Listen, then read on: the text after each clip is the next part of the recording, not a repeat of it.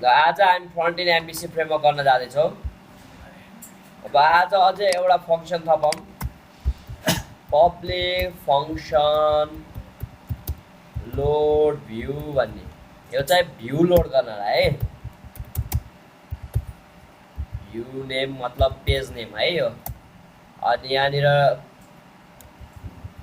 Comma dollar header equals to true, comma dollar footer equals to true. भ्यूमा त header footer हुन्छ नि होइन र, त्यही भएर हेडर फुटर है। अनि if dollar header equals to true छ भने require underscore once view slash layout slash header dot PHP dollar path equals to view slash dot dollar view name dot php require underscore once dollar php path if dollar footer require underscore once view slash layout slash footer dot php। यो फङ्सनले के गर्छ भन्दाखेरि header र फुटरलाई के गर्छ, call गर्ने काम गर्छ। यदि त्यसले भ्यू नेम मात्र हाल्यो भने हेडर र फुटर के हुन्छ, अलरेडी ट्रु हुन्छ। ठिक छ, उसले भ्यू नेम मात्र पठायो भने हेडर फुटर ट्रु हुन्छ। कतै कतै हेडर फुटर नचाहिएको बेला चाहिँ उसले फल्स ट्रु गरेर पठाउँछ।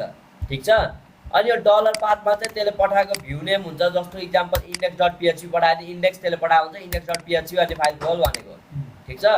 अनि यसले के भन्छ भन्दाखेरि यदि हेडर ट्रु छ भने हेडर डट पीएचपी खोल, अनि यदि फुटर पनि ट्रु छ भने फुटर डट पीएचपी खोल, होइन भने नखोल, होइन भने पाथ मात्र खोलेर छोड्दे। ठिक छ, यसले यसरी भन्न खोजेछ। ठिक छ। अब हामीले के गरौँ भन्दाखेरि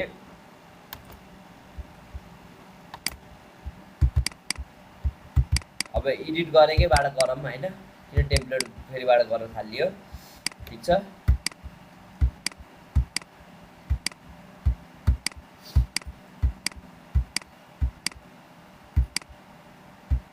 डिबी कनेक्सन डट पीएचपी अब हामीलाई चाहिँदैन, यो एचटीएमएल फाइलहरू पनि चाहिँदैन, खासमा हामीलाई पीएचपी मात्र चाहियो।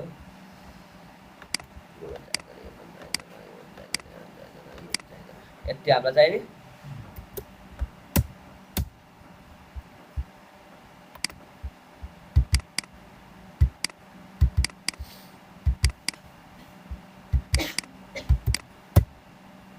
ए sorry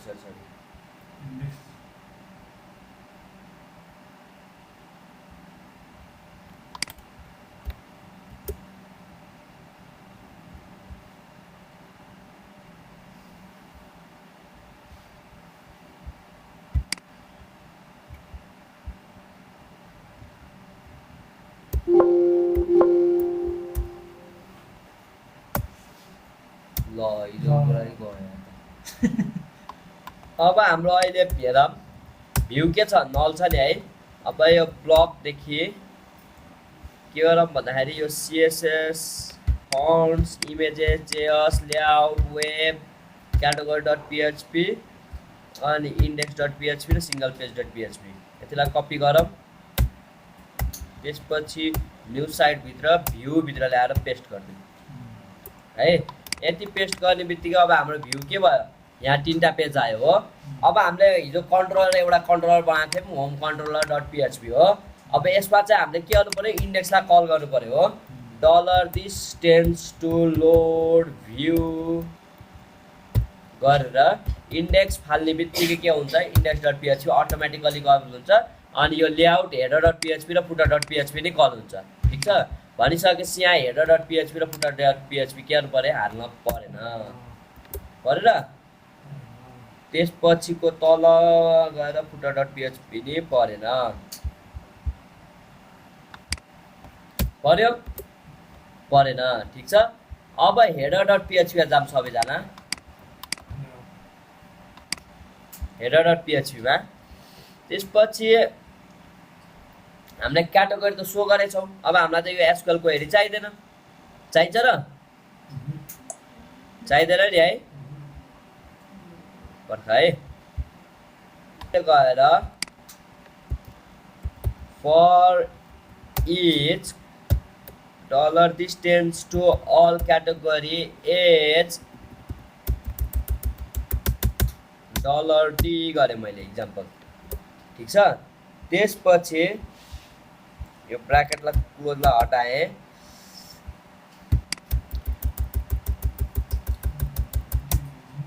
d tends to category underscore name equals to dollar cat भयो भने चाहिँ के हुन्छ एक्टिभ हुन्छ हो अनि यहाँनिर गएर $d tends to category name भयो डलर रो भन्ने ठाउँमा सबै ठाउँमा गएर $d tends to category name भयो यसमा नि फेरि यहाँ आएर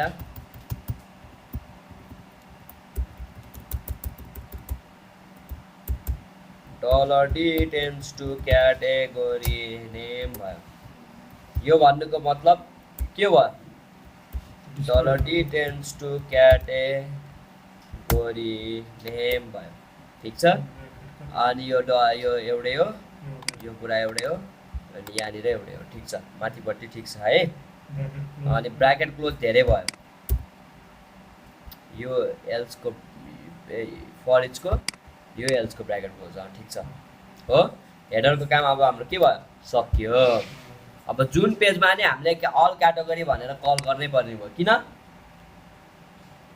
जुन कन्ट्रोलरमा कल गर्नुपर्ने भयो dollar distance to all category किन हेडर र फुटर एउटै छ हो त्यही भएर हेडर चाहिँ एउटै छ फुटर भन्दा नि हेडर चाहिँ एउटै छ हो अब सबैजना index.php मा जाम यहाँनिर के छ अर्डर बाइ आइडी डिसेन्डिङ भनेर आएको छ हो अब यो हुँदैन अब के हुन्छ फर इच हो अनि हामीले केमा तानेछौँ भ्यालु केमा तानेछौँ डलर डिस्टेन्स टु फुल न्युजमा तानेछौँ हो dollar distance to full news as dollar मानौँ एफ गरिदिएँ मैले ठिक छ अनि यो ब्र्याकेटलाई मैले के अरे क्लोज भयो हटाएँ त्यसपछि यहाँनिर गएर $f tends to image हुने भयो हो त्यसपछि यहाँनिर गएर पनि $f tends to image हुने भयो यसमा त्यसपछि $f tends to id भयो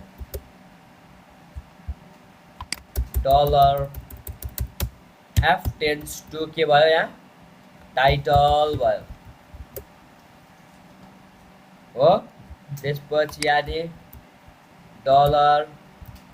$f tends to short underscore desc भयो हो बुझाएको छैन $f tends to id pass गर्यो त्यसपछि एउटा मात्र ब्र्याकेट क्लोज भयो अब पपुलर पोस्टमा जाम लेटेस्ट पोस्टमा सरी लेटेस्ट पोस्टमा नि सेम भयो यतिलाई हटाए भयो अनि फर इच $tends to के राखेछ हामीले लेटेस्ट पोस्ट भनेर राखेछ हो लेटेस्ट पोस्ट एच $l राख्दै है त मैले ठीक छ त्यसपछि $l tends to image भयो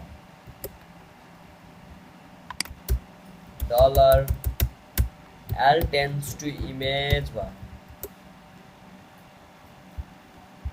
अनि यहाँनिर ऱ्यान्डम भयो ठीक छ अनि यहाँनिर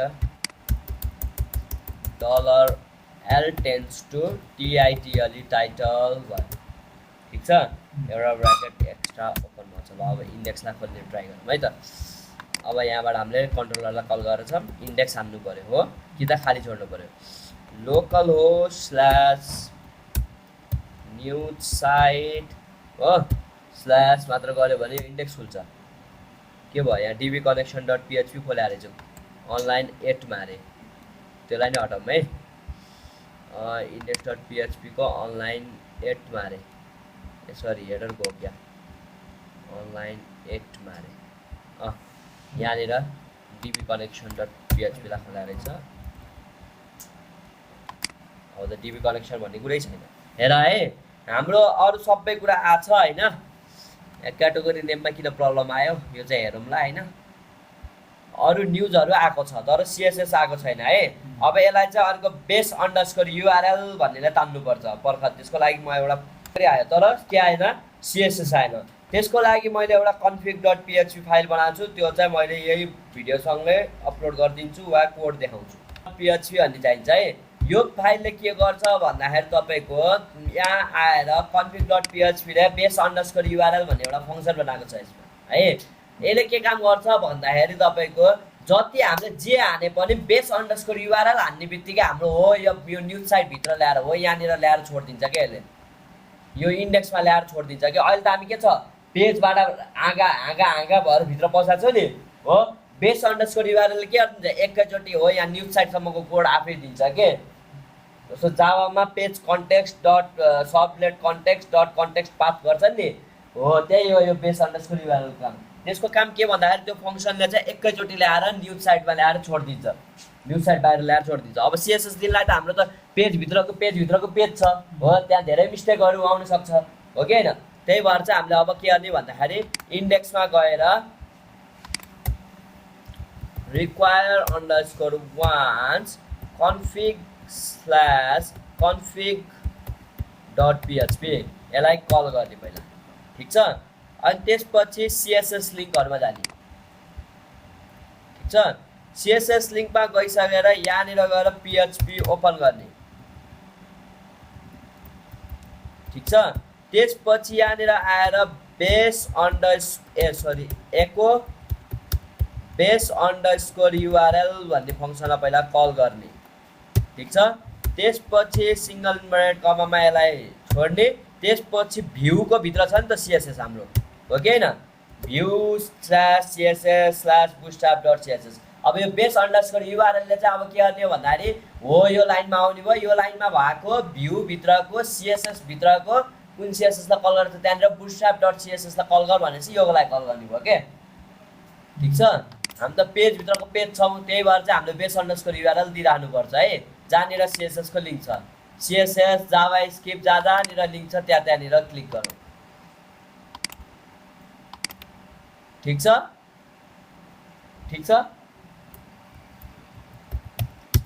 प्रत्येक पेजमा बोलाउनु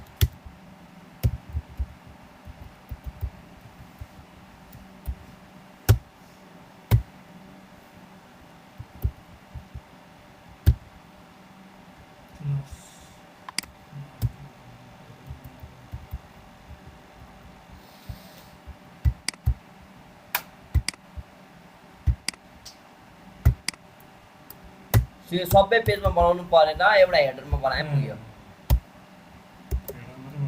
ल हेर अब हेर सिएसएस आयो माथिपट्टिको सबै काम भ्याइयो सिएसएस पनि आयो हो त्यही अनुसार न्युज पनि आयो तर इमेज किन आएन इमेज चाहिँ किन आएन हेरौँ है त इमेज अपलोड गरे हैन टिबिएल अन्डरस्कोर न्युजमा एउटा पनि इमेज अपलोड छैन ए उसको तिम्रो त्यो डाटाबेस लिएको भएर है यो इमेज नआएको मस्त त्यो इमेजै छैन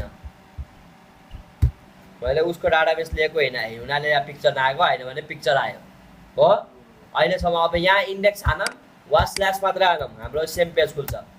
इन्डेक्स हानम इन्डेक्स हाने पनि यही खुल्ली भयो अब मैले स्ल्यास मात्र हाने पनि यही खुल्ली भयो हो कि हैन। अब मैले हिस्ट्रीमा क्लिक गर्दाखेरि क्याटेगोरी डट पिएचपी खोल्नु पर्ने हो कि हैन। अब क्लिक गर्दाखेरि अब हामीले के गरौँ क्याटेगोरीको लागि कन्ट्रोलर बनाऊँ ठीक छ। हाम्रो क्याटेगोरी कन्ट्रोलर भन्ने छ ठीक छ। अब यसलाई पिएचपी ओपन गरौँ class category controller controller extends controller public function underscore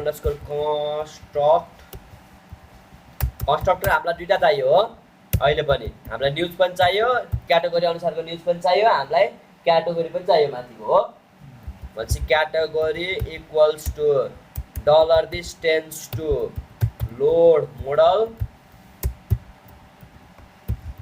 category त्यसपछि dollar this tense to news equals to dollar this tense to load model news ठीक छ अनि पब्लिक फंक्शन इंडेक्स हो अब dollar this tense to all category भन्ने same हुनु पर्यो नाम किनकि हामीले हेडरमा अल क्याटेगोरी भनेरै राखेको छौं हो भनिसकेपछि यो लाइन हाम्रो यो फर्स्ट लाइन चाहिँ हाम्रो सेम हुने भयो ठीक छ फर्स्ट लाइन र थर्ड लाइन चाहिँ सेम हुने भयो थर्ड लाइन सेम दिन मिल्यो हुने भयो भन्दा नि दिन मिल्यो है फर्स्ट लाइन त्यसपछि लेटेस्ट पोस्टमा लास्ट लाइन अब बीचको आएर हामीलाई त क्याटेगोरी अनुसारको न्यूज आउने हो कि हैन हो नि क्याटेगोरी अनुसारको न्यूज आउने हामीलाई त यो बिग्रेछ हो त्यो भएर हामीले अब dollar this tense to full news equals to dollar this tense to news tends to full news according to category भनेर हाले ठीक छ यो गरे अब यहाँ त अब मैले क्याटेगोरी त पास गर्नु पर्यो हो कि हैन क्याटेगोरी पास गर्न इफ पहिला सुरुमा चेक गरौँ कि क्याटेगोरी भन्ने आछ कि आछैन if it set dollar underscore get category आछ भने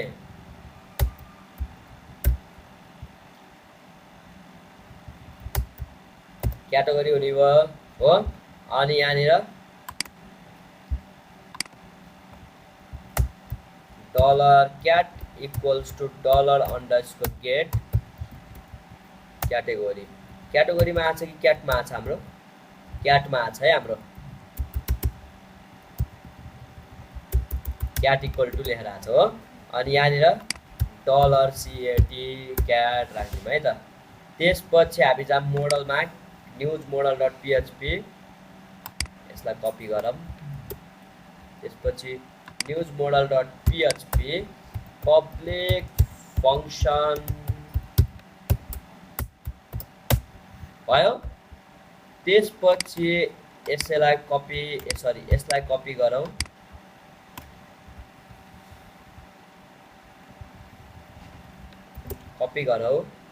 त्यसपछि पेस्ट गरौँ ठीक छ where status equals to 1 and category equals to dollar CAT हुनु पर्यो हो यही हो त्यसपछि हाम्रो के हुने भयो क्याटेगोरी कन्ट्रोलरमा रिटर्न आउने भयो ठीक छ यहाँनिर एल्स गरेर उता फाल्ने काम गरौँ हुन त पर्दैन एल्स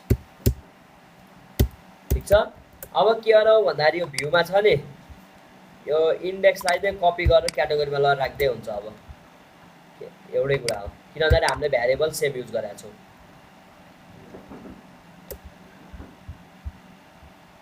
ठीक छ अब क्याटेगोरी अनुसारको न्यूज आउनुपर्छ पर्ख ए हामीले यो उसमा इन्डेक्स डट पीएचपी आर मिलाएकै छैनौँ यहाँनिर हो if dollar URL 0 equals to category आयो भने require underscore once controller slash category controller dot php and $ob equals to new category controller $ob tends to index अझै काम बाँकी छ है धेरै काम बाँकी छ अझै अब जस्तो यहाँ क्लिक गर्दाखेरि त .php खुल्नु त भएन नि अब त डाइरेक्ट क्याटेगोरी खुल्नु पर्यो हो अब हामीले लिङ्क दिनुपर्छ, यो चाहिँ नेक्स्ट भिडियोमा दिउँला।